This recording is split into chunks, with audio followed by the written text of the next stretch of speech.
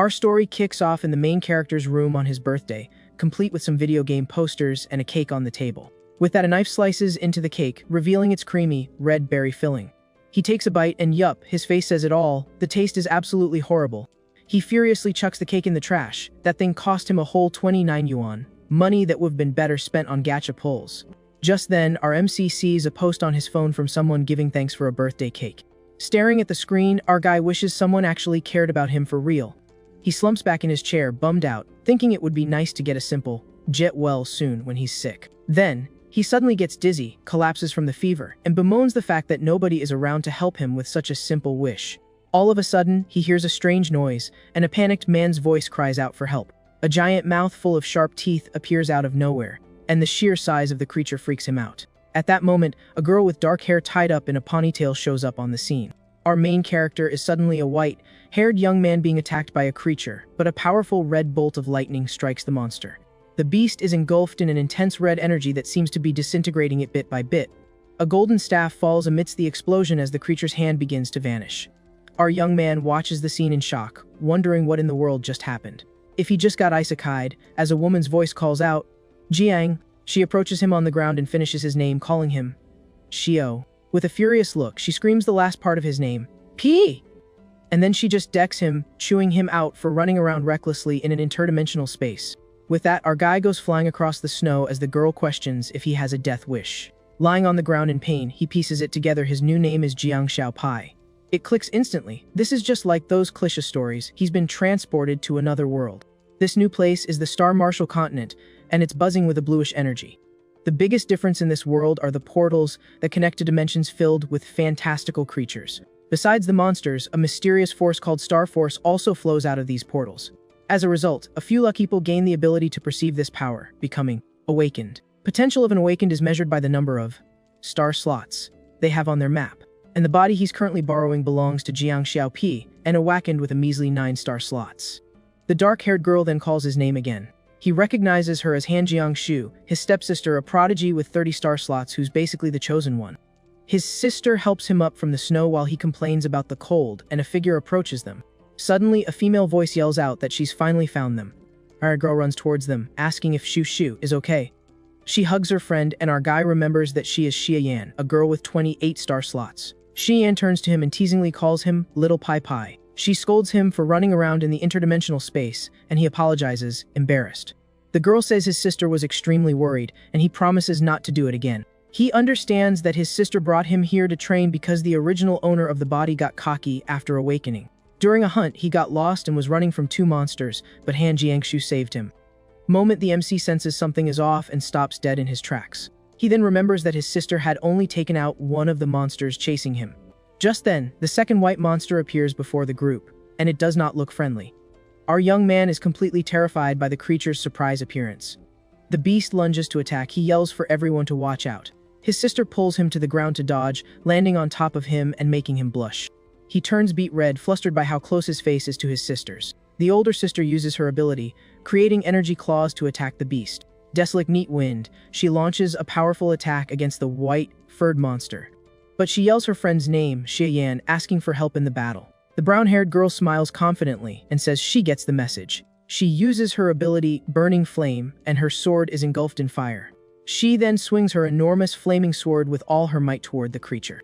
The attack lands a direct hit on the snow monster, which screams in pain from the impact. Even so, the fiery blow fails to pierce the creature's thick hide.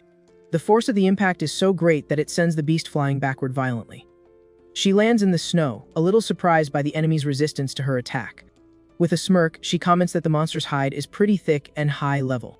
The white creature, a snowcullen, glares at the girl with pure rage in its eyes. But she's not intimidated and taunts it, saying it dares to act tough with her. With that, her weapon glows with an intense red energy, showing off its power. With a powerful strike, the brown-haired girl attacks the beast with her weapon, making it bleed. From the force of the blow, the monster collapses to the ground, completely defeated and unable to fight back. The protagonist watches, impressed that the two of them defeated the creature in just 2 hits. Face flushed, he's blown away, thinking this is the power of an awakened. The brown-haired girl lets out a sigh of relief after the intense battle is over. She turns to her friend and celebrates, saying their teamwork was flawless. But she's surprised to see our young man is still in his sister's arms. Jealous, she separates them and tells them to cut it out with the sibling moment. The older sister warns that the smell of blood will attract other monsters and they need to get out of there. He remembers the star beads that are inside the creatures and contain their abilities. He then realizes that the skills used in the fight came from absorbing these beads. The brown-haired girl calls him an academic failure and tells him to come closer. She's going to teach him how to check the creatures so he doesn't tick off his sister by flunking the exam. Holding a blue bead, she explains that no matter the creature, the item is always in the same place. He then asks if it's in the brain, and she confirms, saying that maybe he's not a total lost cause. The brown-haired girl explains that Snowculin's skulls are tough and require sharp tools. She says you have to find the right angle to be able to extract the item. With a grin, she shoves the dagger into the monster's head to pry it open. The blade then pierces the top of the creature's head in search of the star bead. She sticks her hand inside the monster's head, rummaging through the brain matter. But she finds nothing and laments that this Snowculin didn't have a bead. She then hands the dagger to our young man and tells him to practice on the other monster. He thinks to himself he's lived 25 years without ever gutting a fish, and now he has to do this. However, he remembers how dangerous this world is, and that he almost cashed in his chips the moment he arrived. With determination, he gets ready, knowing he won't survive if he can't handle this task. She says neither of the two Snowculins had a star bead. She explains that the beads are rare, and that an Awaken needs both talent and luck to find them. Our young man covers his mouth, feeling sick, but says he understood the lesson. His sister asks if he's okay and notices that he seems to have matured all of a sudden. With a hand on her chin, she wonders if his change in attitude was because of the slap she gave him. His sister calls him He Chow Pi, and he turns to her in the snow with a serious expression. She then hands him a star bead and says it's from a white gold shaman for him to absorb. Our young man is mesmerized by the intense glow of the bluish item in his hands. He thinks that with his 9 slots, he can only have 9 techniques in his entire life. He decides not to waste any time and starts absorbing the energy from the star bead. A large amount of blue energy envelops his body as he raises the orb. Suddenly, he's transported to a strange place and wonders where he is. A screen displays his information, and he questions the internal star map vision. He understands that he is inside his own consciousness and notes that he might have more than one star map. Soon, a detection message appears in front of him as he analyzes the situation. The screen shows that the item has 2 techniques and asks if he wants to merge and absorb them. He's shocked that he can merge 2 techniques into a single star slot. Without hesitating, he accepts the merge, as this is an ability no one else possesses. With his decision, the star bead shatters into several pieces, and its energy is released. Reality, his sister asks if he managed to get any new star techniques. Before he can answer, Xiao Yan warns that they've got trouble heading their way. The group tenses up as their friend explains that a hunting squad is coming toward them. Just then, a new uniformed group approaches, and a member reports that the Culins have already been opened up by another team. Another squad member recalls they passed a decimated Kilin clan and questions if it was the same group. Their captain laments their bad luck since they found no younglings or beads, and worries about the head of the family. With a malicious grin, the leader tells his team to continue the search for the shaman younglings. He then says that if they run into the other team, they'll just take their star beads. That the enemy squad moves on after examining the defeated monster. The team walks away, leaving footprints behind in the soft mountain snow. Meanwhile, our group hides behind a tree to avoid being discovered. The protagonist wonders why they're so desperate for the gold shaman younglings and their beads. Yan explains that gold shamans are extremely rare compared to common white ghouls. On top of that, she reveals that in a clan of white ghouls, there is, at most, a single shaman. To top it all off, their beads contain healing techniques, which are the rarest of all. He's floored to learn that a shaman bead is worth 200,000, while a common one is worth 500. His sister warns him to be careful not only of creatures but also of humans in the interdimensional space. She reveals that awakened people also have beads, and their star force is more potent than that of the creatures.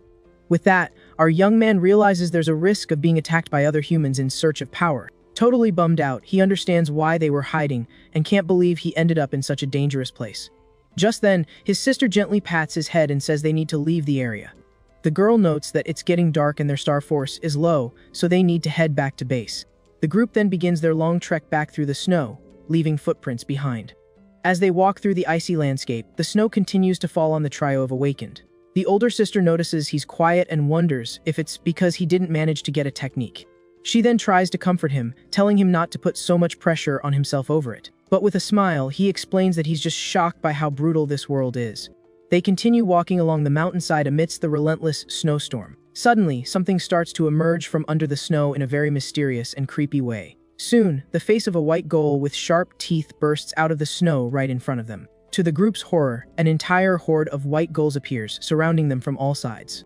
The creatures stare down the group with their glowing eyes and expressions of pure rage. With that, the trio braces themselves to fight the horde of monsters that has them surrounded in the snow.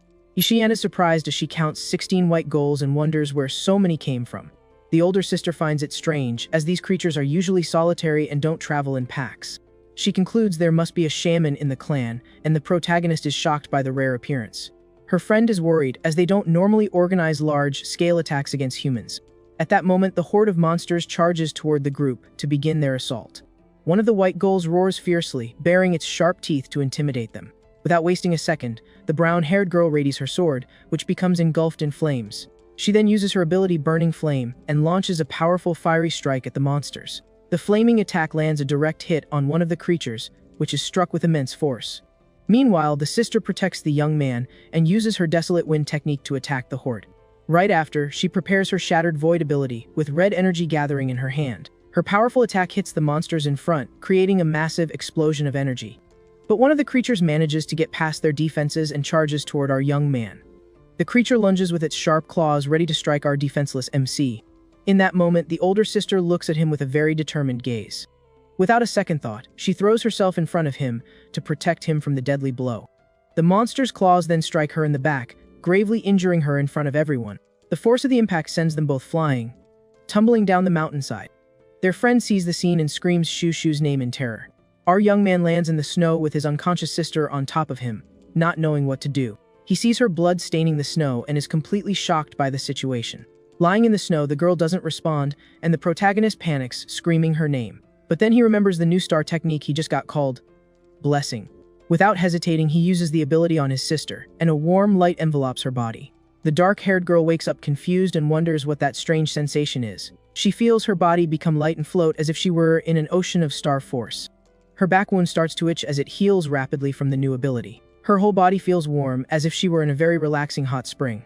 With wide eyes, she is astonished by the sensation in her body. Her face then turns bright red as she says she's feeling super hot all over. With her whole body feeling flushed, she's still lying down making a super weird face because of the healing spell. Our MC is totally confused by her reaction, wondering what the heck is going on. But while he's distracted, some giant creatures start creeping up on them. And just like that, 3 of the creatures lunge at our MC and the girl. The girl's eyes start glowing with a blue energy, and her expression turns dead serious. She quickly gets to her feet, surrounded by a bluish aura. Our MC is just floored, seeing the immense aura of power radiating from the girl. Right after, she summons her star map, which glows with a powerful golden energy. With her hand outstretched, the girl gathers a massive amount of red energy for an attack. Then, a vortex of power shoots out towards one of the white phantoms, scoring a direct hit. The girl remains still with a cold expression after launching her powerful strike against the beast. The ability then explodes with devastating force, wiping out one of the monsters from the horde. A system window pops up, informing him that he's earned 1 skill point for the first takedown. The young man is surprised and wonders what this new skill point thing is all about. Just then, their friend comes running up, relieved to see the other girl is okay. The older girl, with energy gathering in her hand, tells her friend to focus on the enemy. With that, fire energy begins to erupt from her hand. She then launches her explosive flame, landing a direct hit on one of the white monsters. The impact is so strong it sends the creature flying, tumbling through the snow. The sister warns with concern that their power won't last forever, and they need to take out the shaman first. In the middle of the horde, the staff-wielding shaman appears, surrounded by other creatures. Shaman bares its sharp teeth, ready to continue the assault. It begins to use its blessing ability to aid its companions. A bluish aura envelops one of the injured monsters, and it begins to heal. In just a moment, the creature's body is completely regenerated by the healing magic. RMC realizes the shaman is healing all of them, so he yells for the sister to use her savage wind to launch him into the air. The girl complies, raising her hand to use her wind ability. A powerful gale immediately surrounds the MC's body, launching him skyward. Now airborne, the young man desperately scans the horde of monsters for the shaman. The young man focuses his gaze on his targets down below. He finally spots the shaman and its 2 guards in the snow and shouts that he's found them. Our MC then yells the shaman's location to his sister, 200 meters out. The girl says she got it and plants her feet in the snow, getting ready to run. With a focused expression, the young woman takes off at full speed in the direction the MC pointed out. Our MC doesn't waste any time either and starts running to help with the coordinated attack. Meanwhile, their friend charges through the snow with her sword. The brown-haired girl yells as she launches an attack, a massive aura of fire completely enveloping her. She unleashes her flame ability, creating a wave of fire that travels across the mountain. The powerful flaming attack travels so far that it's even detected by the shaman. The girl reveals herself to be just a decoy to distract them. At that moment, our MC leaps towards the real target, yelling, "I got him!" The shaman stares down the approaching young man with a calm expression, showing no fear. Then the monster and its guards turn and charge furiously to attack the MC. Seeing the creatures charge him, the girls panic and scream the MC's name in desperation. In the air, our MC tries to defend himself from the creature's blow. MC quickly uses an ability called Dispel. His friend is stunned, realizing he used the same technique he absorbed from the shaman. His sister is just as confused, wondering how that could even be possible. She then remembers that the technique he absorbed was clearly a buffing spell, and not a magic, dispelling ability like the one he just used against the monster. With a smirk, our boy taunts the shaman, telling him he shouldn't get too cocky. From behind the shaman, he adds, "Do you really think you were the only one who could pull a bait and switch?" He then finishes off the monster, gaining a point and a new dagger mastery. With that, the shaman's body slumps into the snow as the last guard watches. Our MC stands tall, facing down the last remaining guard to finish the fight. Fuming with rage, the remaining monster bares its teeth and roars, its eyes glowing. But to our hero's surprise, the creature turns tail and runs, with its tail tucked between its legs. The MC sighs in relief, saying, "That was a close one," and sheaths his weapon. At that moment, his companions run up and ask if he's okay. His relative calls out to him and says he has some explaining to do about what just happened. Our MC looks awkward and averts his gaze, not knowing how to answer them. He then asks if they can talk about it once they're somewhere safe. The group starts a campfire to warm up from the cold night. Sitting around the fire, the mood between them seems pretty weird. The young woman says, "So, you got a dual star ability, and one of them is a medic type." Our MC wonders why she's reacting this way, and if she shouldn't be happy about it. The friend asks if he even understands what it means to become a medic type awakened. She explains that those who absorb techniques have a better chance of getting stronger ones, but combat types like her have no affinity for those skills, and she explains that for every 100 awakened, only one is a healer type. Our MC gets excited and asks, "Isn't that a good thing? It makes me super valuable, right?" With a serious look, his relative says he doesn't grasp what that truly means. The girl shows a badge and says the rules require teams of 4, and everyone wants a medic. Because even with just one technique, they determine the team's endurance and survival. With that, our MC is stunned as he finally understands the weight of his new position. The MC notices their concern and says that with his low aptitude, he won't be a target. He says that because he's a rare type, he'll be forced into dangerous missions, and the sister nods in agreement. So she decides he's going to go to school and become a doctor or a hospital, leaving him completely stunned. The MC is baffled. He thought he was on the path to becoming a god, but it turns out his destiny is a 9 to 5 at a clinic. At this, the friend gets annoyed and says the other girl is being way too overprotective of the MC. His sister lowers her head and says she understands what her friend means, but she hesitates. Silence falls on the group as the MC quietly observes his sister. The MC then seems to understand her concern and gets a little nervous about the situation. He changes the subject, saying he's only 16, and the friend agrees that the future is a long way off. The brown-haired girl pulls the other one aside and says they should count their earnings from the hunt. She then tells the MC to get to bed early because training continues the next day. Our MC smiles, happy to feel what it's like to be cared for by someone for the first time. The night passes peacefully on the snowy mountain, but a strange noise suddenly breaks the silence. Suddenly, a mouthful of sharp teeth appears, showing that the danger isn't over. Our MC moves to the front of their camp as his friend calls out to him. The friend warns him not to fight it head on and to use his head, since he's smarter than the beast. With that, our MC faces off against the enormous white-furred creature, which roars with fury. The girl then promises him a cup of hot tea if he can hold out for 30 seconds. With a determined expression, our MC braces for battle, gripping his weapon tightly. A massive monster roars right in our main character's face. In that moment, the creature lunges forward with its razor-sharp claws. But our hero doesn't flinch and manages to dodge the beast's powerful strike. He then grits his teeth, feeling the force of the impact as a small cut appears on his face. The creature is gigantic and gears up for another attack against the hero. The beast charges again with incredible speed. The MC then uses his arms to block the white monster's crushing blow. Suddenly, a blue energy surges from him as the girls watch the fight from a distance. Meanwhile, the friend asks his sister if she's still salty about him absorbing the pearl. His sister replies that she's worried because the hero only has 9 star slots. Her friend understands the desire to fill those slots with rare skills, but you have to consider the cost. She continues, explaining that for a good while, the most common enemies will be the white phantoms. And just like the two of them, the MC needs to accept this new star ability in order to fight. A system window then pops up, showing the details of the new technique called Blue Flash. With that, our hero uses his newly acquired skill against the monster. The push from his ability also shoves him back a bit, but he plants his feet firmly on the ground. He remembers absorbing a star pearl from the White Phantom earlier that day, while holding another pearl hidden from the monster in his hand. At that, he decides to check the requirements to upgrade his new skills in the system. Panel explains that the techniques are enhanced with points and other star pearls. He then sees that he still has 2 skill points left to use. The hero starts analyzing his options to get stronger as fast as possible. He recalls that in this world, skills are fixed, but his can evolve infinitely. A screen displays his techniques, including the recently acquired Blue Flash and Resistance.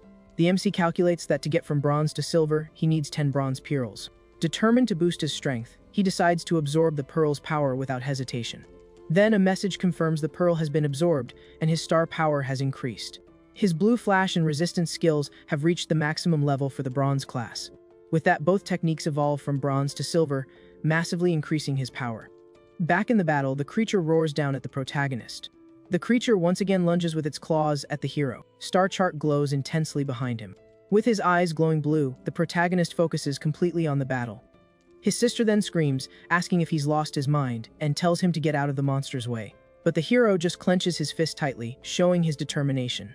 He charges forward, surrounded by a bluish aura, and strikes the creature with all his might. The protagonist's gaze is locked on the enemy as his energy cuts through the snow. With a powerful blow sends the monster flying, leaving a trail of destruction. Down in the snow, the beast still looks dangerous and glares at the protagonist. Suddenly, one of the girls throws her flaming sword to finish off the creature. Her fire attack comes down with devastating force towards the monster. The creature is finally defeated and collapses, powerless, in the snow. His sister yells his name from a distance, worried. His sister then demands to see the boy's star chart immediately, looking very suspicious. He shows his chart, which now has 2 bright stars lit up in its center. With a smile, he says he can trust the girls and decides to let them in on his secret. He says he knows his power is shocking, but he trusts them because they're on the same side. His friend looks a bit guilty at the revelation and looks away without saying a word. His sister, however, stares at him with a serious expression, seemingly processing the information. To everyone's surprise, she apologizes to our hero with a sad look in her eyes. And she says she also hid something very important from him. The protagonist is completely lost by his sister's sudden apology. She then reveals that the Void Breaker ability was originally left for him by their parents. The hero asks if that's the power that swallows monsters and says she doesn't need to apologize. Furthermore, he states that her talent is much greater, and that he probably couldn't have even absorbed the technique. His sister remarks that in the last 2 days, the boy has absorbed 2 very powerful star pearls. With a sad look, she insists that because it's a gold quality skill, he would have been able to absorb it. The protagonist thinks, she looks so mature, but she's even more conflicted than I was before I was reincarnated. He finishes by saying she's giving him way too much credit. His sister has a surprised expression upon hearing the hero's modest words. The hero then explains that the level of star power limits the quality of skills one can absorb. Secondly, he says that even if he could get the power, he wouldn't be able to use it. The protagonist reveals he's at the lowest rank and that using Blue Flash already drained half of his energy. Because of that, if he used Void Breaker, he'd be powerless, and it would be a total waste. The 2 girls listen to his explanation very carefully and seem to understand his point of view. He understands that the original owner of the body was weak, so she had to become strong to protect him. His sister gets very emotional at the protagonist's understanding and calls his name, her eyes filled with tears. He then starts to brag, saying he's clearly the only brain in the operation, as the girls call him an idiot. Suddenly, his friend grabs him by the collar. She praises him for growing up and asks if the improvement of his star skills has any limits. The protagonist replies that he improves with pearls and training and that he hasn't felt a limit yet, just a lack of power. The girl then realizes that both the skills and the star power need to be trained together. She sighs as she wanted to use her money to directly level up his skills. However, the young woman looks at him with a serious gaze, appearing to have something important to say. His friend warns him that his talent can't be exposed and that at school, he'll need a squad. The protagonist listens intently to the advice and then suggests joining her squad directly. The sudden proposal leaves the 2 girls completely shocked and at a loss for words. He's confused by their reaction and wonders what he said wrong to make them like this. The 2 continue to stare at each other in silence, processing the hero's idea of joining them. Suddenly, his friend has an epiphany and says she had forgotten about one possibility. Later that night, the group prepares to camp in the snow under the starry sky. Holding a warm cup, the young woman says that, just as she mentioned before, his talent is a problem. Around the campfire, the friend explains that with his talent, the hero is destined for greatness. The hero and his sister listen intently to the explanation. The young woman then proposes that the protagonists skip straight to the final year and join their squad. Our hero is completely shocked by the unexpected proposal he just heard. She explains that this way, they can train him at the university, and with him on the team, missions would be safer. The girl guarantees that with their skills, protecting him until graduation won't be a problem. As for the high-quality skill, they can just say it was left to him by his parents. His sister agrees and suggests that they first raise the quality of the blessing skill to the silver level. His wealthy friend says she'll spend 2 million on star pearls to guarantee his technique gets upgraded. The protagonist wonders excitedly if it's possible for him to join the team, and if the decision is already made. With a smile on his face, he celebrates that from that day on, he'll be an official member of the squad. But his celebration is cut short when his friend says things aren't that simple. She then reveals the big problem with that plan, saying that their squad is already full. The protagonist is completely stunned by the news and can't understand. The hero yells in disbelief, "Are you kidding me? After all that, your team is already full." The friend then explains that there's a guy on the team who's always chasing after his sister, named Zhao Junwei. The protagonist is totally lost with this new information and doesn't understand a thing that's going on. She describes the guy as having a garbage personality, selfish and super arrogant. During a mission in another dimension, this guy almost caused one of his teammates to lose their life. She explains that both of them had powerful families, and because of their pride, neither of them would back down. In the end, she and the hero's sister were the victims of the conflict, and the team basically fell apart. The young woman says his strength will improve their team composition a bit more. Since he's a rare healer, he'd be qualified to replace one of the problematic members. With a carefree air, the girl reveals that she originally planned to leave the team with Juexu. But the cost of leaving was high, as it would be hard to find 2 other strong teammates at the school. As the snow falls gently, the group's serious conversation continues around the warm campfire. The young woman explains that the team has been training together for 2 years, and with exams coming up, nobody wants to change things. She then makes it clear she's talking about high-level people, not average teams. The friend says that with her and Shuexu being so strong, many weaker players would want to join them.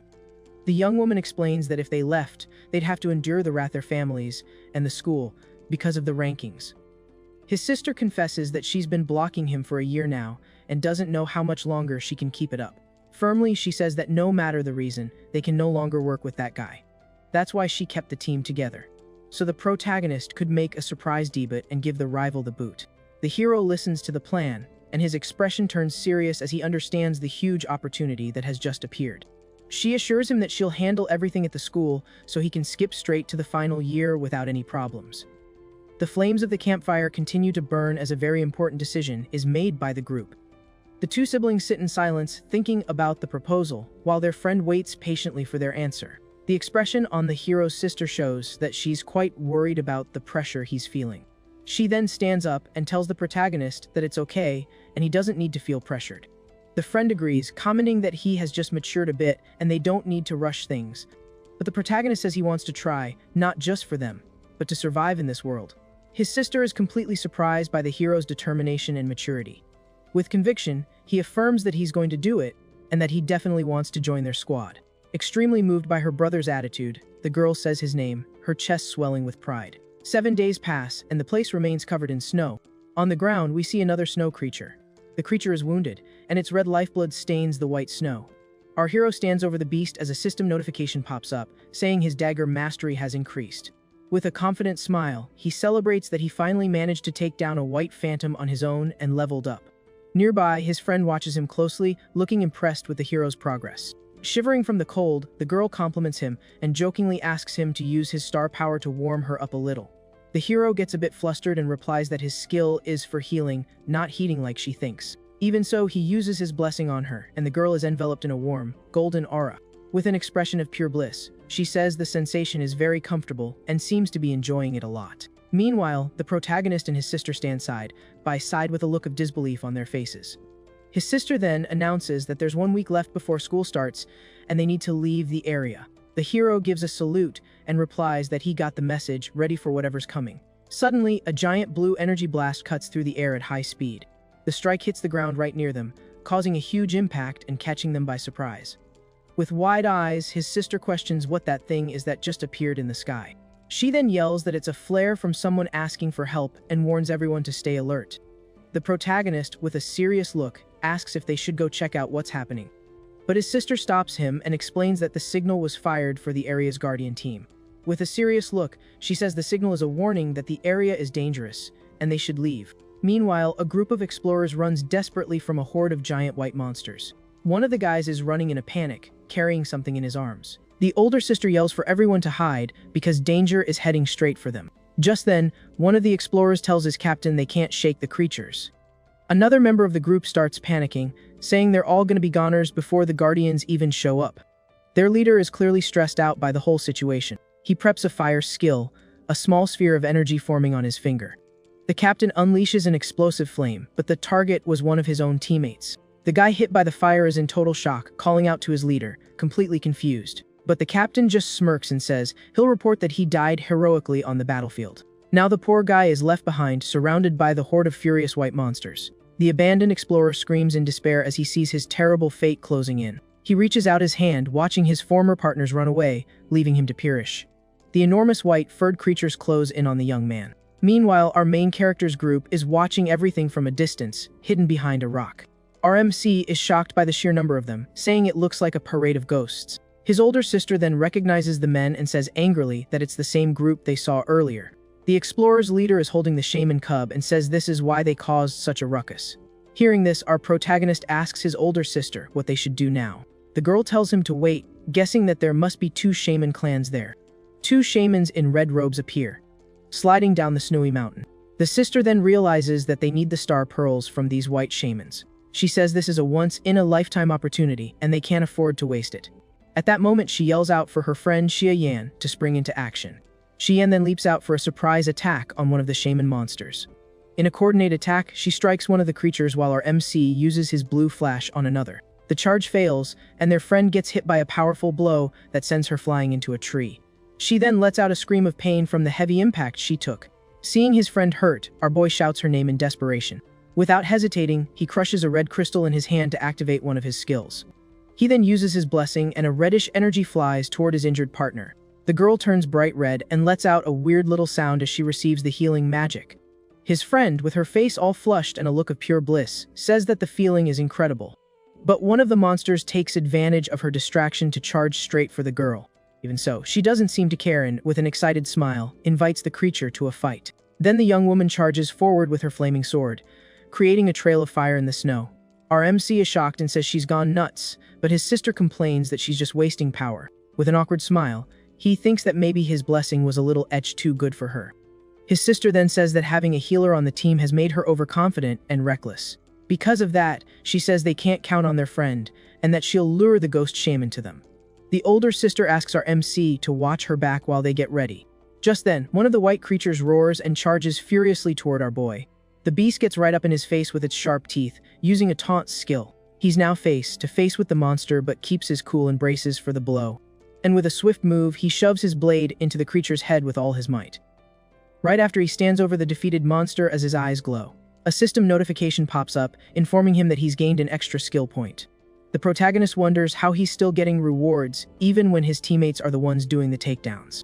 Meanwhile, his friend, still shivering from the cold, asks him to use the blessing again to warm her up. But he yells that he's not a vending machine and his star power is almost empty. At that moment, one of the shaman creatures uses a skill to increase its speed. With that, the white monster starts to flee at high speed down the snowy mountain. Seeing the creature getting away, our young man yells desperately for them to stop it. His friend with the flaming sword says there's no way they're getting away from her. When she tries to run, she ends up tripping on a rock in her path. She face plants in the snow, leaving our MC completely stunned. The older sister complains that she barely missed hitting the monster with her wild wind. The shaman keeps running, getting faster and farther away from the group. So our MC starts to think of a way to slow the creatures down. He remembers his older sister saying that his blessing was different from others. Healing the skill also made people feel incredibly comfortable. He then gets an idea, remembering the weird reaction his friend had when she was healed. With a confident smirk, he thinks that if that's the case, he can totally take advantage of the situation. And so, he decides to use his blessing in a whole new way and launches it at the creature. The monster is hit by the pink energy and gets a surprised look on its face. Then the beast starts making a weird face and turns all red with little hearts floating around it. The other shaman is completely confused, not understanding its partner's reaction at all. At that moment, the older sister seizes the opening and prepares to attack. Power hits both monsters with a devastating blue and red energy. After the attack, the girl stands there, watching everything with a victorious look in her eyes. Now, the white creatures have calmed down and are just standing still around the group. Their friend, sitting in the snow, sighs in relief and says that was a close one. She then praises the protagonist for being clever and using his blessing like a poison. But the older sister gives her friend a smack on the head for being so reckless. The young woman then apologizes with her hands on her head, promising she won't do it again. Soon after, the sister goes to check the body of the explorer who was left behind. She then confirms that the man he's gone for good, as our MC watches the scene. The protagonist's friend shows off a blue star pearl and says they got lucky because both shamans had one. Then our hero braces himself and asks if the guy is really gone because he's going to grab the item. His sister explains that she needs to get the pearl out of his brain or the monsters will take it. Our MC is shocked, thinking that the girls are treating this like they're just going out for ice cream. The older sister then calls for him to get a move on, because the other white ghosts will be back. But as they walk through the snow, they find the bodies of the entire explorer squad. The cold sweat on his face, our MC realizes that every single member of that group was wiped out. Then, the trio comes across the body of that explorer team's captain. At that, he feels sick to his stomach and covers his mouth to keep from throwing up at the terrible sight. The older sister says they brought this on themselves because the shaman cub had a mark on it. Because of that, no matter where they ran, they would have been hunted by the white monsters. She continues, saying that if they had just abandoned the cub, they might have survived. Their friend then complains that they had very few star pearls and asks if they didn't save any. The sister explains that they probably used them all up while running from the white ghosts. Just then, Xiaoyan looks at our MC and asks him to take a look at a human pearl. His sister then asks if he isn't scared, since that pearl came from a human. But our MC says it's no different from a monster's, and that the only difference is that you can't absorb it. Suddenly, a system notification appears right in front of our boy's eye. The screen then says it's detecting something as his eye reflects the purple pearl. This leaves him stunned, because they had told him it was impossible to absorb human pearls. The pearl in his hand begins to glow intensely with a powerful, purple energy. A system screen shows a huge list of skills that he can fuse and absorb. With a smile, he thinks that 2 of the combined techniques would be perfect for him. He then turns to the girls, and his sister looks worried about what he's going to say. He then says that he can feel the medical skills in the pearl, and that he might be able to absorb them. Lishan leaves both girls completely shocked and speechless. His sister asks in disbelief if he can really extract techniques from a human pearl. Xiaoyan, also amazed, asks if he only felt the healing skills or the other ones too. But he decides to keep his secret and says he's just more sensitive to medical techniques. He then says that they're a team, and because of that, the pearl should go to Xiaoyan. With a smile, Xiaoyan tells him to just absorb it already, and that if it works, she'll have a great ally. So without wasting any time, he crushes the purple item in his hand, releasing all its energy. With that, a massive explosion of purple power erupts from our young man's body. His eyes glow intensely as he absorbs all the power from the star pearl. The girls watch the scene, totally surprised by the amount of power being released. Xiaoyan is stunned when she realizes he successfully got another dual skill. Back at home, the older sister is putting away the jacket she was wearing. Our MC looks at a picture of their family in a frame on the wall. Soon after, she's looking at another portrait. With a serene look, she tells her parents in the photo that they've finally come home. Holding the picture, she says that our MC has matured and has an incredible and rare talent. He then interrupts the moment and says he's going to his room to unpack his stuff and take a shower. His sister watches him go to his room while she continues to hold the picture frame. Her eyes then fill with an expression of sadness. Looking at the photo, she says that he's destined to be an amazing awakened, just like they were. Outside the room, the sister wonders if she can really protect him. Meanwhile, our hero enters his room and is shocked by the scene. The place is a total disaster, with clothes and leftover food everywhere. He then pinches his nose in disgust as he picks up a super stinky sock from the floor. With that, he gets to work and throws a bunch of trash into a black bag. 3 hours later, his computer desk is now sparkling clean. Even the bookshelf and the empty picture frame are tidy. With a smile on his face, the guy throws himself onto the bed, exhausted but satisfied. But he sits up, remembering he needs to deal with the previous owner's cringy past. At that, our boy hits the power button on his computer to sort it out. On the computer, he finds a video where the previous owner was introducing himself. The guy in the video was bragging, saying he had become an awakened and the future god of this world. Our hero gets some serious secondhand embarrassment hearing the guy say he was literally found in the trash. Then he compliments his mother's name, saying that at least hers was decent. With a blush, he finds out his name came from the family dog that had passed away. Suddenly, someone knocks on his bedroom door, and it startles him. Our young man then turns around, startled by the sudden knock. It was his older sister, standing there in the doorway, wearing pink pajamas. She calls him to come have dinner with her. But the girl is in shock when she sees her brother's room. She asks if he was the one who cleaned it, and he gives her a proud thumbs up. On the kitchen table, a delicious and well-prepared dinner awaits them. With sparkling eyes, he gets excited because he had only been eating instant noodles before this. As she serves the rice, she lets him know that Xia Yan will pick him up tomorrow. The sister explains that it will be 5 days of special training before the military training. Our boy then asks why he can't just train with them, since that would be more effective. But she says he needs to go and stand out so he can get into their squad. The protagonist is completely surprised by this new condition. She then tells him to eat and says that her friend will explain the rest. And before leaving, she reminds him to delete his embarrassing posts, and he gets flustered. During dinner, he serves his older sister some meat. With a huge smile, he thinks about how good it is to have a real family and a real home. After finishing everything, he picks up the stack of dirty dishes to wash them. Our MC then tells his sister to go rest because he'll do the dishes. The girl watches him with a surprised but happy look. We see him at the sink, diligently washing all the dinner dishes. Our hero seems pretty happy as he hums and finishes cleaning up the kitchen. After finishing the job, he hangs up the dish towel, totally satisfied. But then his gaze lands on something in the kitchen that catches his eye. He walks over to the fridge and sees a few family photos stuck to it. He then stands there looking at the old photos with a curious expression. With a smile, he notices a picture of his younger sister and thinks she's really cute. He also comments that his parents seemed like really cool and stylish people. At that, he remembers that the body's previous owner's parents disappeared in another world. Suddenly, someone comes up from behind him and surprises him. Xia Yan appears, all excited, and hugs our hero, saying she's here to take him. As they walk away, our MC complains for the girl to stop being so close to him. He keeps grumbling that she's only a little bit older as they arrive at a door. Inside the apartment, a mysterious man in a trench coat is watching the street from the window. He then peeks through the curtain with a very suspicious look. It turns out he was watching the protagonist and his friend as they were leaving. They then arrive at a super modern building that seems to be Xia Yan's house. The girl then presses a button to ring the doorbell. She strikes a pose, all excited and full of energy. Soon, a muscular man wearing boxing gloves appears and greets her. The friend then introduces the man as our hero's new trainer. She explains that after 5 days of training, he needs to go to the school and get selected. The goal is for him to stand out among the other students to get into their team. Xia Yan says the most important thing is to show his worth to get the leader's attention. To finish things off, she takes his cell phone and tells him it will be confiscated during the training. With a smile, his friend informs him that his meals will be delivered and that she's going to get some rest. Meanwhile, the young woman takes the opportunity to have a relaxing bath. Getting out of the bath, she wraps herself in a white towel, looking very refreshed. She then dries her hair with the towel, still with a happy expression on her face. Leaves the bathroom, she notices our MC's phone that was put away there. With that, a rather mischievous idea pops into her head. With a very sly smile, she starts humming to herself as she thinks about what she's going to do. Meanwhile, the hero's friend is at the gym, training hard and laying into a punching bag. She lands a powerful hit on the bag, showing off her dedication. The girl just doesn't let up. A little while later, she stops training and starts taking off her gloves. Wiping away the sweat, she figures the MC must be training hard too. But his training is a little different, featuring a nutritious meal cooked by Xian. He eats with a look of disgust, thinking he's practically risking his life just to make the team. Just then, a muscular man watches him from a distance.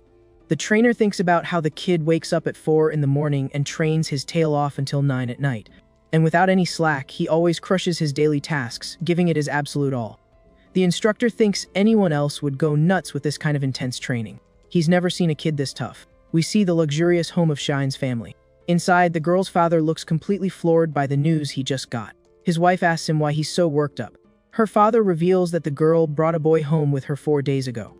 The mother gets all excited, asking if her daughter is in love. He then says she already knows him and reveals it's the MC from the Han family. Hearing the young man's name, the woman is in total shock. She starts yelling that she's against this relationship, and her husband says he doesn't agree with it either. Cheyenne's father then shows her his phone so she can see the situation with her own eyes. On the screen, there's a super cringy post from the boy, gushing about their daughter every single day. We cut back to the gym, where you can hear the sounds of fists meeting flesh. Our boy is in the middle of a session. He's landing a flurry of blows on the instructor. The muscular man tells the kid to be faster. Our boy decides to put more power into his next strike. He throws a powerful punch at the instructor, who has his guard up. Even blocking the hit, he feels the impact, which sends him sliding back. After the impact, he sizes up our boy. The trainer is impressed with the punch and praises him, saying he did great. The protagonist then grins, satisfied with his performance. They stare each other down. Our boy thinks to himself that he finally managed to get past the trainer's defense without using his powers. The man then grabs the boy and tells him he needs to keep that drive to succeed. Just then, the housekeeper shows up, interrupting the training. She was with a man in a suit who was peeking from behind the wall. This man is Shine's father, who is glaring at the protagonist with a serious look. The boy recognizes the guy instantly. Now we see what happened 10 minutes earlier, with the woman going to answer the door. Opened it, she came face to face with the girl's father. He then asks where his daughter is. The housekeeper says she's fine. The man is relieved to hear his daughter is okay and asks if anything has changed.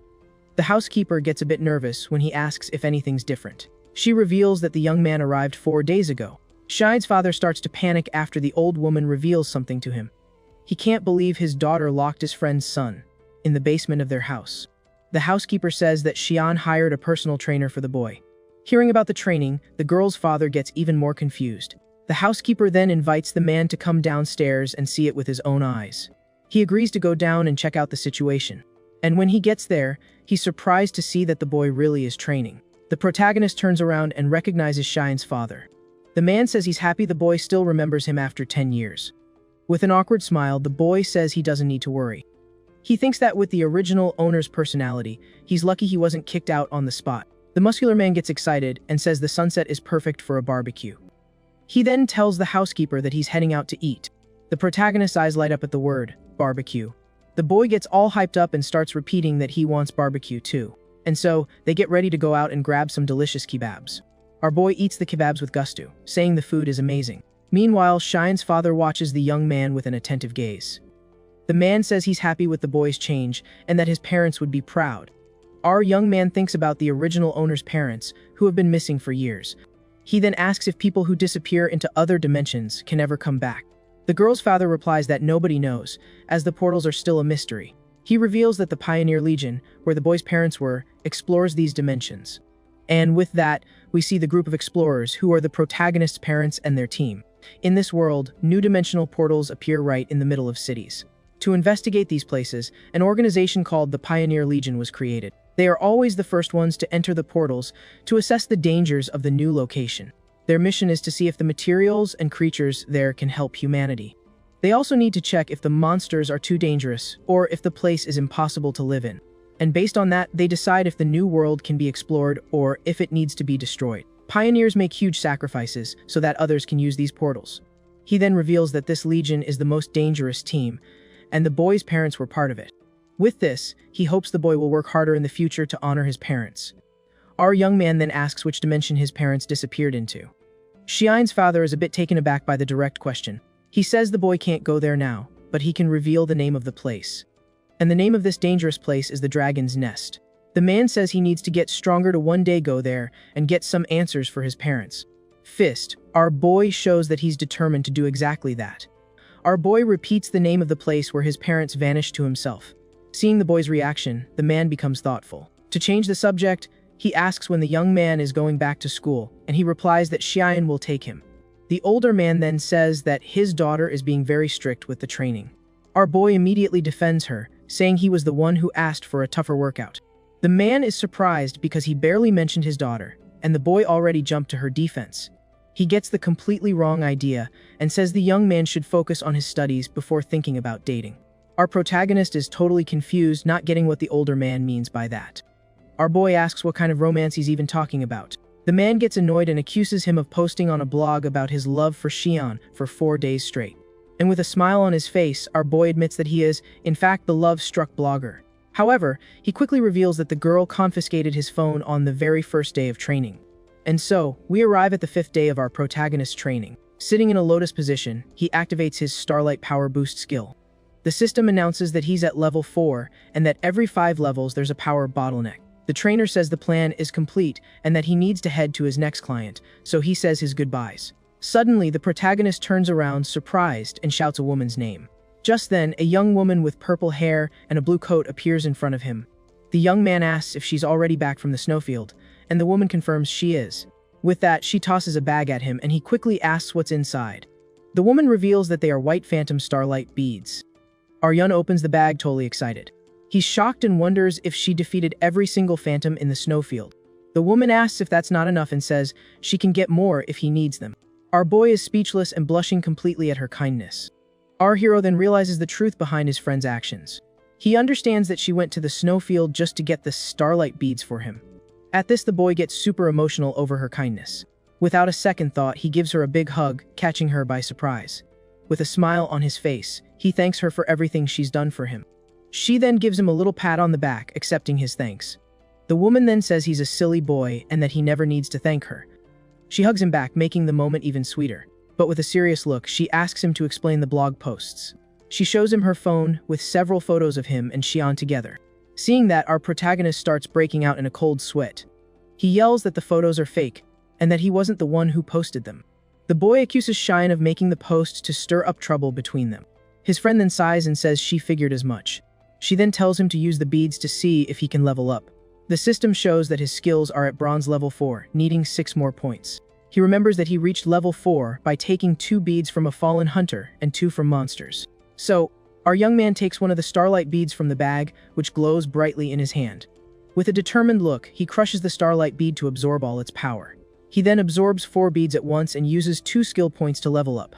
The system announces that he's reached level 10 and his skills have ranked up from bronze to silver. Suddenly, Xian asks how his progress is going, but he just glares at her angrily. However, a mischievous grin spreads across his face as he gets an idea for revenge. He then raises his hand and says he's going to use his new blessing skill on her.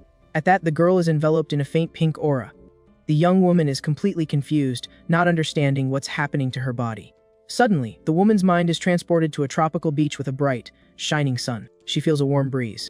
The girl then notices the different sensation taking over her body. She feels like she's on the beach, enjoying a warm and pleasant breeze. She says that this skill is easing all the fatigue from her body. With a smile on her face, she enjoys the pleasant sensation. Back in reality, the woman hugs herself, saying the power of the blessing is incredible. His other friend scolds him, while our boy says he was just testing out his new skill. Then we see Binching High School. Inside the car, his friend warns him that there are regular students at the school and that he shouldn't get into any fights. Xian then teases her friend, saying she's become more talkative since the boy matured. She then waves to our boy from the car. The young women say their goodbyes and tell him they'll be waiting for him up ahead. Our protagonist then walks toward the school building. Pulling his suitcase, he reflects on how he fought to survive in the snow. He complains that he's been out of school for years, and now he's starting on hell mode. With a teary-eyed expression, he wonders why he couldn't have just reincarnated straight into college. The next day at school, our boy gets called to the disciplinary office. The teacher calls him by name and brings up his 9-star slots. The professor asks if he delayed his enrollment because he was training in the snowfields. The protagonist confirms. But the teacher thinks that sounds more like an excuse to dodge military training and asks to see his star chart. Jiapi agrees with a smirk. With a quick flick of his finger, he activates his ability. Our protagonist's star chart appears. The teacher is stunned and speechless. He then realizes that Jiang Xiaopi is an awakened with 3-star skills. On top of that, he sees their blessing, blue flash, and chime, all powerful skills. The teacher is in disbelief, questioning how he has 3 silver skills if blessing and blue flash are brass tier. Jiang Xiaopi then says they were from pearls left by his parents. Jiang explains that they disappeared on a mission 3 years ago. The teacher then asks who took him for training in the snowfields. Our hero replies with conviction that it was Han Jiangshu, his older sister. The professor understands and notes that he's from the Han family, which is why he took his mother's last name. He thinks it's a shame he only has 9 slots, but with 3 silver skills, 2 of which are for healing, he's incredibly valuable. The guy says our hero is a top dog at the school and tells him to come with him. They arrive at the training grounds and a girl yells that there's a new, cute guy. This is Yiliana, an awakened from class 2 of the first year, and she's totally hyped. Another girl, Lu Qi, also from the same class, points out that the coach is talking to him. Lu Qi wonders if he's the expert from class 2 who left for special training. Awad asks if our hero is a student from class 2. Protagonist excitedly calling him Big Bro Lee. The professor then asks if the two of them know each other. Instructor Lai explains that he trained the kid for the last few days and didn't expect to see him here. Says that Director Gao called him in as an emergency substitute. The coach then tells our boy to get back to his unit. Meanwhile, a group of students is watching. One of them calls out to Jiang Xiaopi. The guy introduces himself as Liu Bufan, the class rep for class 2, and offers to help. The classmate welcomes him and asks how many slots he has. Our hero replies that he has 9. Liu Bufan looks confused, but our protagonist just confirms it. The other student seems disappointed. He then scoffs at our hero, saying he thought he was a big deal, but he's just a loser with 9 slots. The protagonist is surprised by the classmate's comment. Everyone around them gets tense. The girls wonder if they're going to fight over this. Liu Bufan tries to cool things down, saying the school must have recognized Jiang Xiaopi's skills. The student continues his taunt, saying everyone was waiting to see who would get the last spot, and the result is a 9-slot loser in the elite class. Oppie thinks for a moment before replying. With a smile, he reveals that he may not have many slots, but he's a medical type awakened. The group falls silent, completely shocked by the revelation. If he's really a medical type, and our boy confirms it. Our protagonist then challenges the guy to go with him to the registrar's office to confirm his medical skills. The guy complains that he should have said so earlier, since he just made a fool of himself in front of everyone, and stunned and shouts, "A medical type," apologizes for yelling so loudly. She gets excited and says he's the only medical type among all 8 first-year classes, and he's in their class. Her blonde friend just nods, still a bit dazed. The instructor blows his whistle. With the sound of the whistle, the instructor dismisses the class for the day. The students start leaving the field. Our hero walks down the hallway. He thinks that besides the regular classes, the school has special classes for the awakened. Grade has 8 classes, and students are assigned based on the school's evaluation. Since he arrived late, most of the squads have already been formed. On top of that, there are only 3 days left until the end of military training. If he wants to represent the class in the competition, he'll have to show his hand. The next morning at 4 a.m., the sky is already getting light. Luki runs panting, asking her friend Nana to wait for her. The blonde girl complains about waking up so early to train, but Luki says it's the best time to improve. Tired, Luki wonders who they're even trying to get ahead of since there's no one else on the track. Then collapses onto the ground, exhausted. She complains that she just wanted to draw manga in peace and never wanted to become an awakened, filled with tears of frustration. Just ahead, a group is running on the track. Our hero is among them, and she wonders if he's training even harder than they are. "Hey, you." The white-haired student. Luki approaches him excitedly and introduces herself, saying they're in the same class. Deuces himself back as Jiang Xiaopi. Suddenly, the girl grabs his hand excitedly. With a smile, she asks if he's found a squad yet and invites him to join hers. She shakes his hand and asks if he's really a medical type. Luki guarantees that her squad has a tank and a DPS, and that they'll keep him safe. But her friend appears behind her, startling her. Yuliana, Luki's blonde friend, also introduces herself and says she's from Class 2. Luki also introduces the brothers Ju Wen and Ju Wu, who are part of their squad. Jiang Xiaopi looks at the group and thinks that with 4 people, their team is already full. So he thanks them for the invitation, but says their squad already seems to be at capacity. Luki says that's not a problem, and that she can be the sub since she's just the team mascot anyway. Our hero gets thoughtful, realizing she only got on the team because she's friends with Yuliana. He remembers seeing them train and knows the twins are great in combat. With that, Jiang Xiaopi decides that joining a strong squad would be good for his growth. One of theirs, Ju Wen, asks what medical skills our hero has absorbed. The other brother, Ju Wu, cuts him off, saying they should introduce themselves properly first. He then shows his fist-type star chart and says he has 20 slots and 2 skills. Yuliana also shows her power to our boy. She reveals she has a dual 1-star chart with 21 slots and 4 skills. Our protagonist thinks that talents like his sisters are rare, but these guys are definitely above average. Then our protagonist says he has 9 slots and his skills are all silver grade. The older brother, Ju Wen, is shocked that he has 2 healing skills. Wide eyes, he catches what he just said. He asks what grade the skills were, and our hero confirms they're silver. Stunned by the revelation and shouts in unison, "Silver." With all the yelling, our boy covers his ears, annoyed. He's surprised by the group's over, the top reaction. Suddenly, they all jump on him, begging him to carry them on missions. Our protagonist, a bit flustered, asks them to just call him Xiaopi. Our hero thinks that finding a squad was easier than he imagined. The next day, a crowd gathers on the training field. A guy runs and tries to land a punch on another, but the dark-haired guy dodges it with ease. He then faces him with a smug grin, asking if that's all he's got. Right after, he counters with a powerful punch to the other guy's stomach. The sound of a whistle echoes. The coach yells at Gao Junchen, telling him to stop and reminding him that's a fellow student. But the guy replies dismissively, "Hey, it's not like I finished him." Just then, one of Gao Junchen's friends calls him over and points toward Class 1. The bully looks in the indicated direction and sees our hero standing near Yuliana. His friend says that's the guy from Class 2 who was skipping military training. With a malicious smile, Gao Junchen seems to get an idea. He then calls his buddies over and says they're all going with him after training. Plans to give our hero a special welcome lesson. Training finally ends. The students celebrate the end of training, and the blonde girl calls everyone to head to the cafeteria. Yuliana remembers they forgot to exchange contact info. She then pulls out her phone and asks to add our protagonist as a friend. Jiang Xiaopi agrees and takes out his phone to add her contact. Hiding behind a tree, Gao Junchen and his friend are watching. The bully's friend gets nervous and warns that they're about to hold hands, but Zhao Junchen doesn't believe it. He says they'll wait for the protagonist to be alone in the cafeteria to make their move. Over at the cafeteria, the staff tells our hero his meal card hasn't been activated. The girls quickly offer their cards to pay for his meal. Our protagonist thanks them but says he'll sort out the card issue later.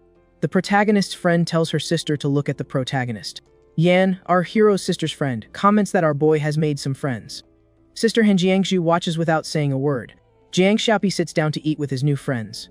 Xia Yan, seeing Lu Qi getting close, asks the prota's sister if she thinks the protagonist is getting a crush too early. With a cold gaze, Han Jiangxu says to leave him be. Yan is surprised by her calm reaction to the situation. The older sister explains that Jiang Xiaopi used to be rebellious.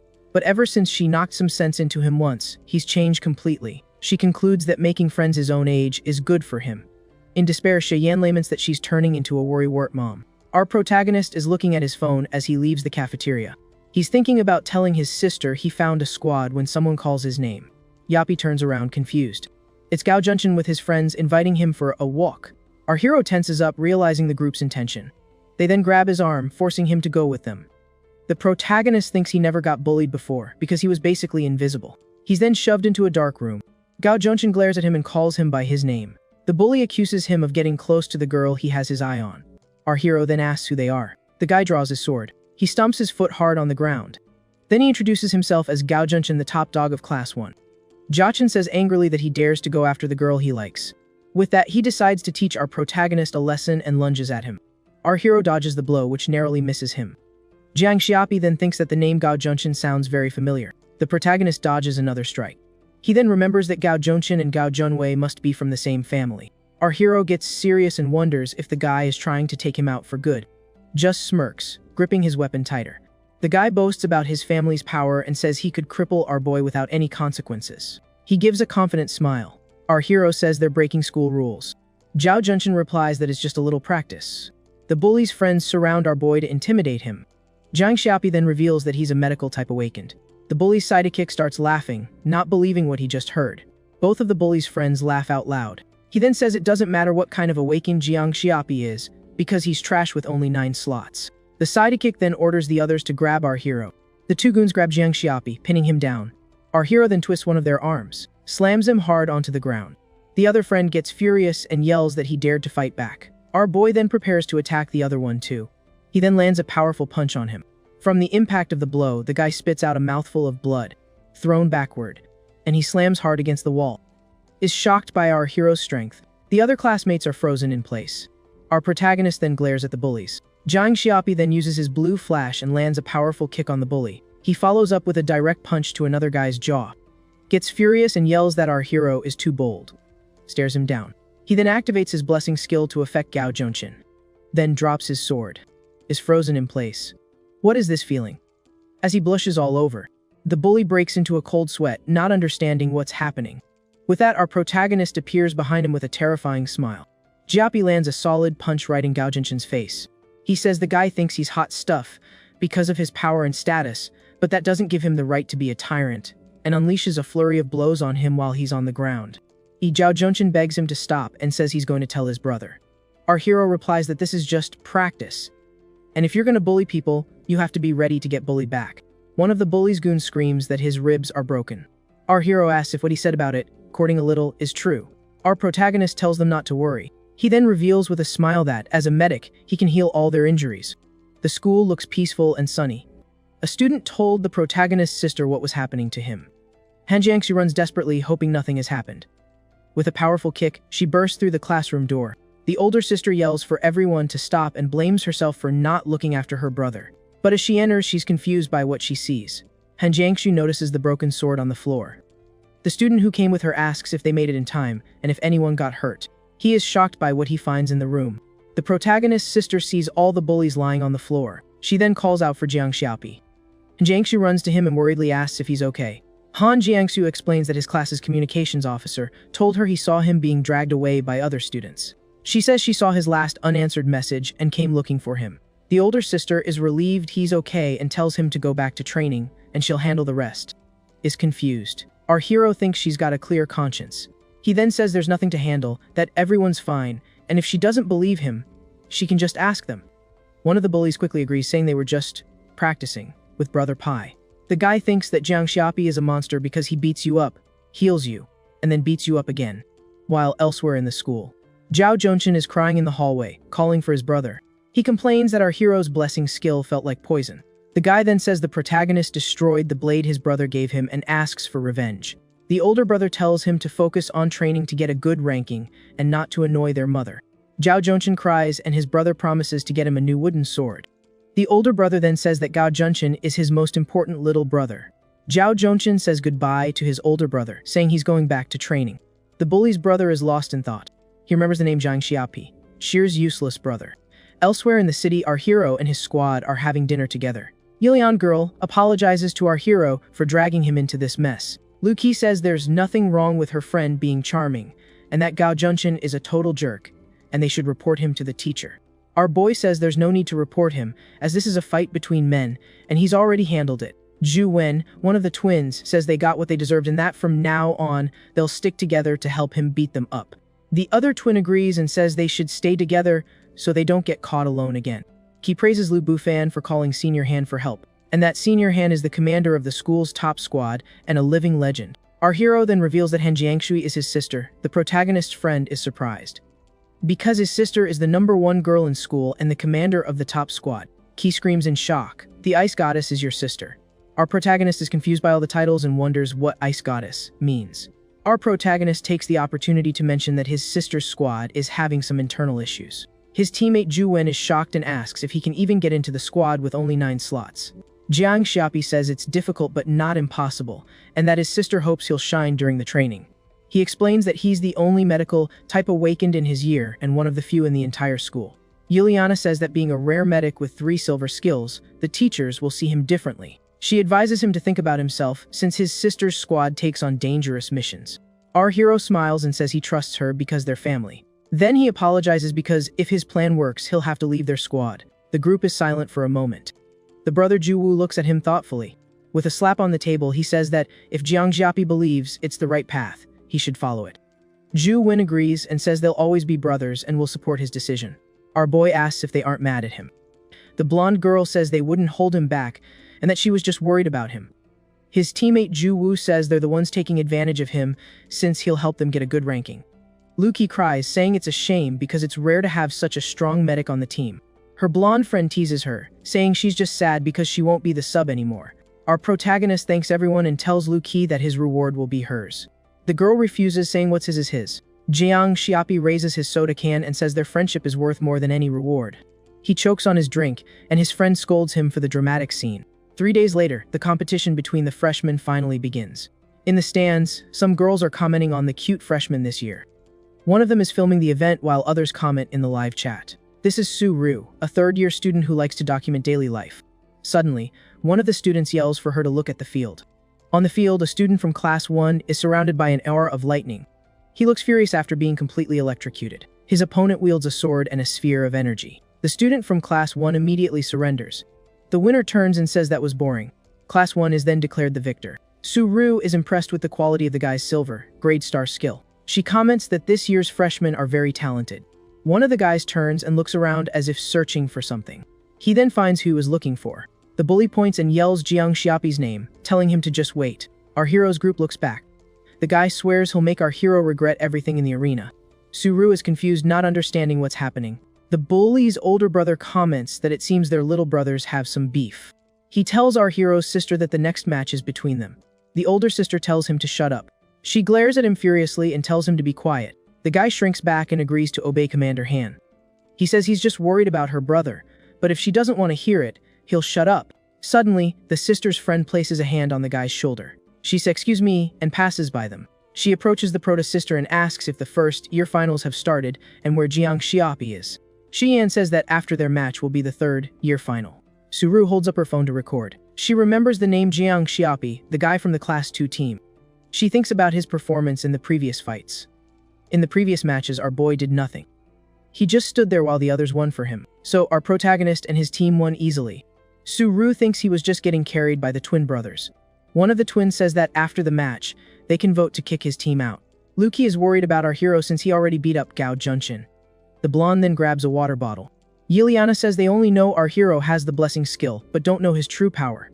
She takes a sip of water and says they're going to catch them by surprise.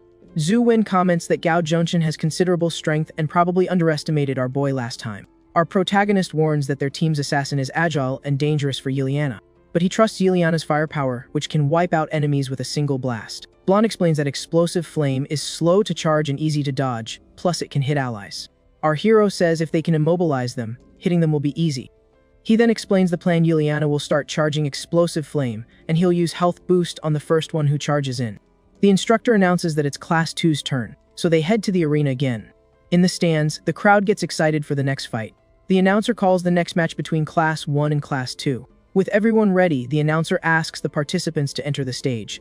Some students watch the competition intently from the upper level. One of the instructors also looks on apprehensively. One of the instructors asks if our boy is the only medical type awakened among the freshmen this year. He asks about our hero's star chart. The professor explains that it's spoon-shaped and that the boy already had medical skills before entering the school. He reveals that the boy's last name is Jiang because he took his mother's, and he is Han Jiangshu's brother. The director is shocked to learn he's from the Han family of the Pioneer Corps. He smiles and says the Han family has produced another great heir with incredible potential.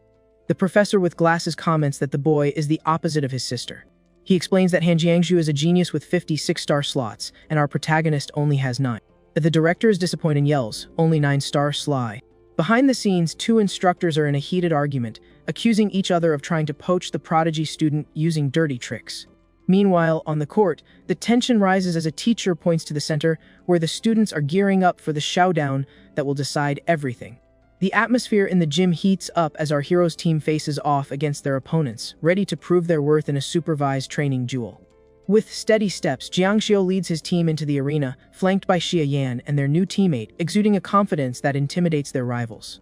Before the fight starts, Jiang Xiao whispers a bold plan to his friend, ordering her to use 2 shots of her explosive flame right off the bat. The blonde is hesitant, thinking it could seriously injure their opponents, but he coldly insists this is a real duel, not just a simple practice match.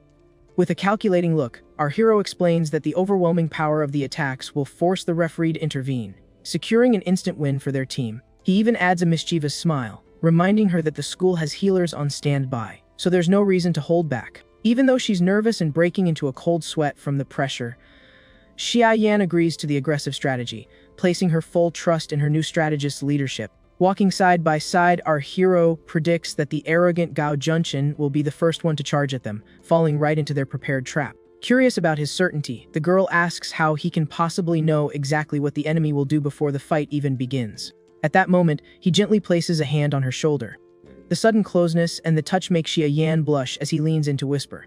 Jiang Xiao states that he knows his rival's impulsive nature, knowing he won't be able to control himself. The enemy furiously screams our hero's name.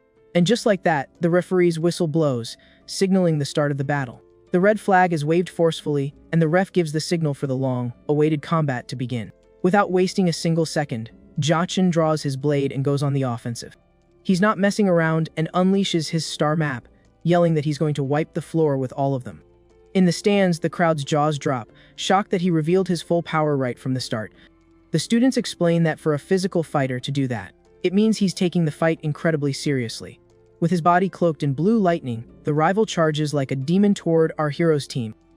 The protagonist's squad holds their formation. Xia Yan takes a deep breath, and her eyes begin to glow with an intense golden hue, completely focused on her target. She summons her twin 1-star map and starts channeling magic. Seen from above, the opponent runs in a straight line down the middle of the court, blinded by fury and falling right into the trap. The team's tank furrows his brow and measures the distance, muttering that he just needs to wait for him to get a little closer. Gao's speed is insane, leaving trails of light as he closes the distance. At that exact moment, his teammate spots the opening and yells that it's time to act. The protagonist then extends his hand into the air and casts his famous blessing, a pink light that flies straight toward his adversary. The rival is caught completely off guard by the energy enveloping his body, leaving him paralyzed and clueless as to what just happened. The opponent feels his heart race and his legs tremble, instantly recognizing the bizarre effect of our protagonist's healing. Seeing the rival frozen in place, the team's tank seizes the opportunity and roars for his teammate to unleash the main attack right now. doesn't hesitate for a second and, with a determined look, announces that the magic condensation is complete and ready to fire. Without mercy, she unleashes pillars of explosive flames that tear through the air, coming straight down on the stunned swordsman's head. The enemy snaps out of the trance, cursing loudly, furious that he fell right into the rookie's trap. But there's no time to do anything, and the explosion of light and fire completely engulfs him, shaking the entire gym with its impact. As the dust settles, the girl with pigtails gets tense, stammering as she tries to see if the blow really landed a direct hit. Suddenly, her face goes pale and a cold sweat runs down her back as her instincts scream that something very dangerous is approaching. A silver dagger appears out of nowhere, slicing through the air, aiming for a vital point in a silent, stealthy attack. The other team's assassin used the confusion from the explosion to sneak around and pop up right behind our mage. In the reflection of her eyes, we see her desperation as she notices the enemy closing in, blade ready to take her out of the game. An old, painful memory flashes through the girl's mind, where she's holding heavy buckets, trying to stand firm. A strict instructor yells at a young Shi-Yan, telling her that mages need to be tough and know how to protect themselves. With tears in her eyes, the little girl agrees and promises to hold them back so she never becomes a burden to her allies. Back in the present, the assassin is targeting the head of our distracted fire mage.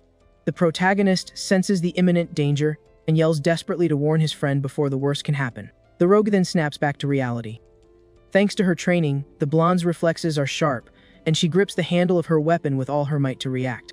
In a desperate move, Shi-Yan uses her flaming staff to block the blow, creating a thunderous impact in the arena. Looks on, completely stunned.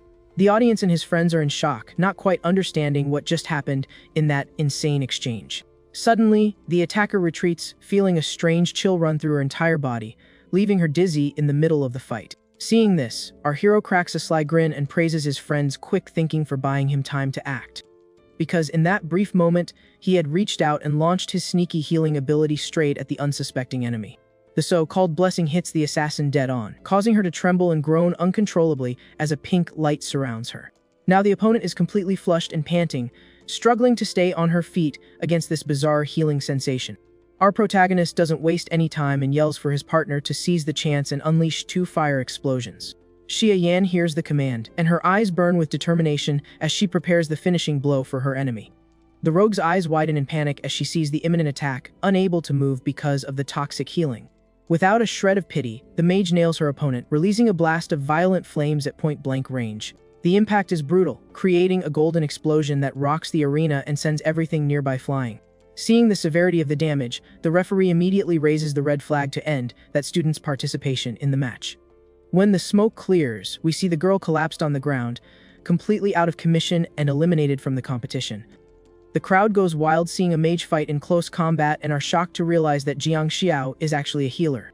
The students discuss in disbelief how he healed the enemy to mess with her, calling the duo toxic and OP. But a red-haired girl watches everything with suspicion, finding the physical reaction of those who receive our hero's healing very strange. Back on the battlefield, the other members of the team stand their ground, unwilling to go down without a fight.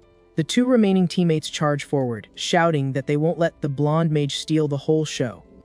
They then sprint toward the remaining enemies. They land a series of precise hits on one of the opponents.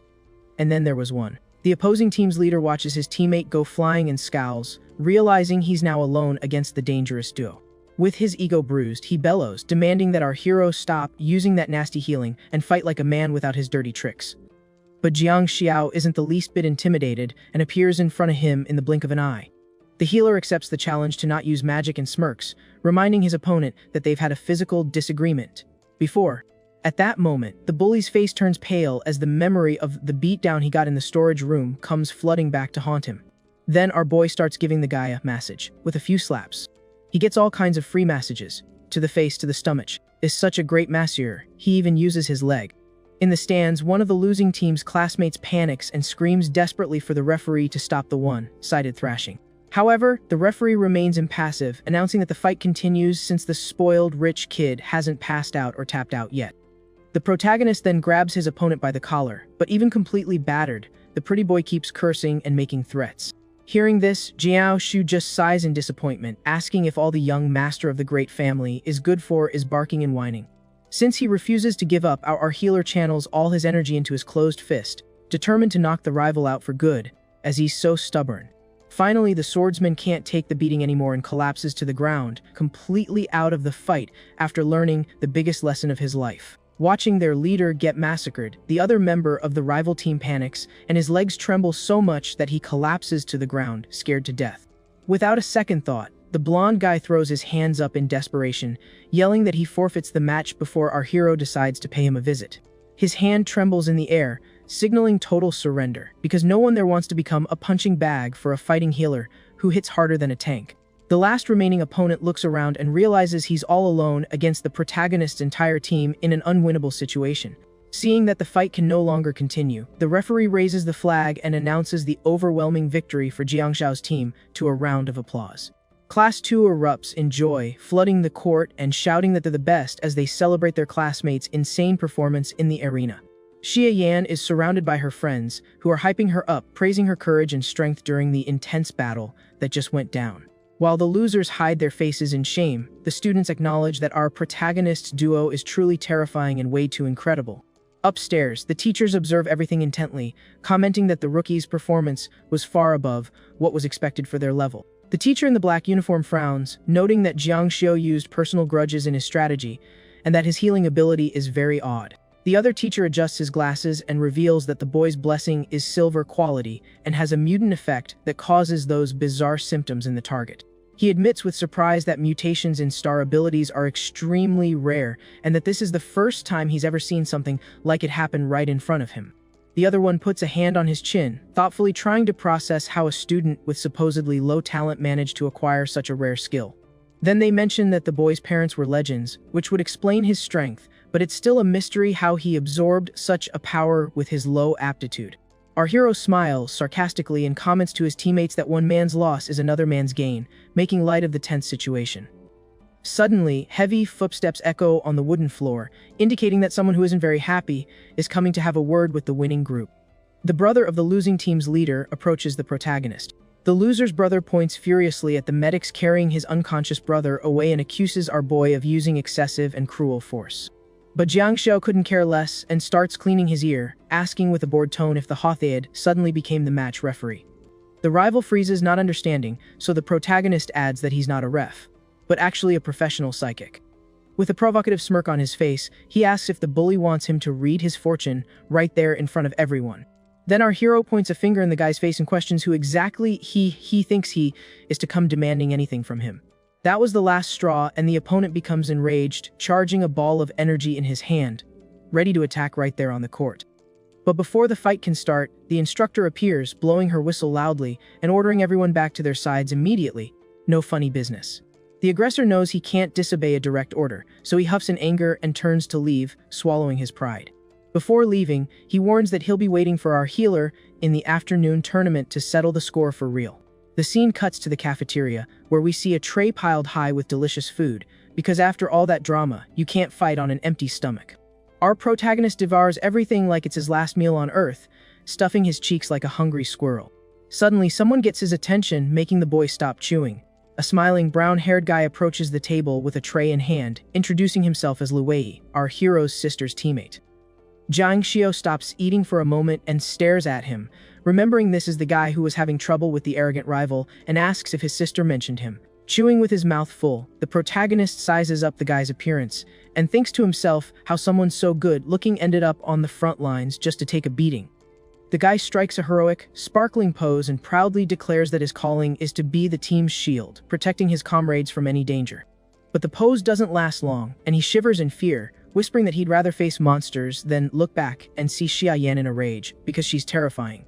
With his cheeks puffed out with food, our boy is confused because, in his view, his blonde friend is pretty chill, and he doesn't get the terror the tank feels for her. Li Wei dismisses the topic with a wave of his hand and explains that he came here in disguise just to get a look at their future teammate. He reveals with a serious look that their families have already spoken with the principal about the protagonist joining the team and that everyone has high expectations for him. Time flies by, and the camera focuses on the blue sky, indicating that the break is over and the time for the big afternoon showdown has finally arrived at the academy. In the preparation room, we see the hero's sister sitting calmly while Xia Yan does her stretches, getting ready to enter the arena. The blonde stretches with total flexibility, focused and ready to show what she's got, as the announcer declares that the battle is about to begin. On the other side, the loser's brother hears the call and walks toward the entrance with a murderous expression, eager to make good on his earlier threat.